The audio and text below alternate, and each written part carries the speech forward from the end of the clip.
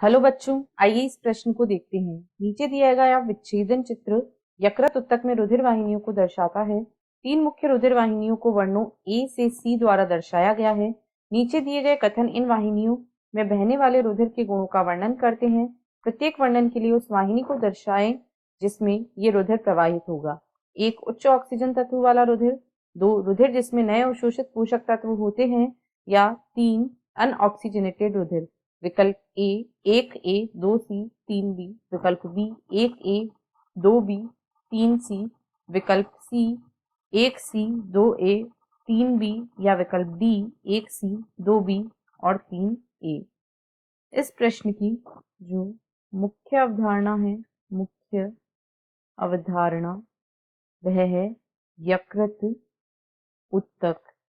यकृत उत्तक, यदि यकृत उत्तक या हेपेटिक उत्तक की बात करें और इसमें मुख्य रूप से यहाँ हम रुधिर वाहिनियों को देखें तो इसमें मुख्य रूप से 3 रुधिर वाहिनियां, यहाँ पर मुख्य रूप से 3 रुधिर वाहिनियां पाई जाती हैं।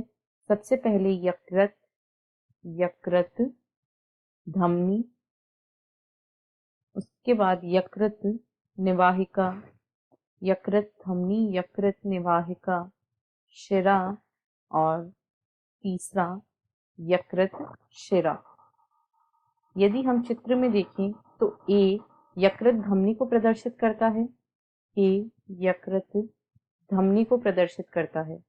यकृत धमनी जो होती है यह उच्च ऑक्सीजन तत्व वाले रुधिर को यहाँ पर पहुंचाती है और यह सामान्य परिवहन से उच्च ऑक्सीजन युक्त रुधिर को यकृत उत्तक तक पहुंचाती है। यानी ए का जो सही मिलान होगा वह होगा 1। अब बी से जिसे दर्शाया गया है वह यकृत निवाहिका शिरा है। यह यकृत निवाहिका शिरा को प्रदर्शित करता है।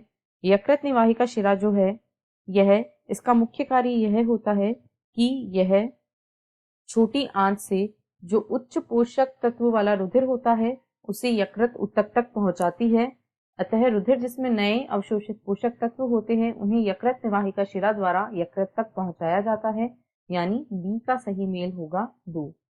अब यदि सी की बात करें तो इसके द्वारा यकृत शिरा को दर्शाया गया है। यहाँ पर यकृत शिरा जो होती है उसका मुख्य कार्य यह होता है, शिराओं में मुख्य रूप से अशुद्ध रुधिर का परिवहन होता है या डीऑक्सीजनेटेड रुधिर का परिवहन होता है। तो यह डीऑक्सीजनेटेड रुधिर का परिवहन करती है, यानी जो 3 है उसका सही मिलान है सी। अब यदि हम देखें तो 1A 2B तथा 3C यह इस प्रश्न का सही मिलान है, इसलिए विकल्प बी इस प्रश्न का सही उत्तर है। आशा है आपको प्रश्न समझ आया होगा। धन्यवाद।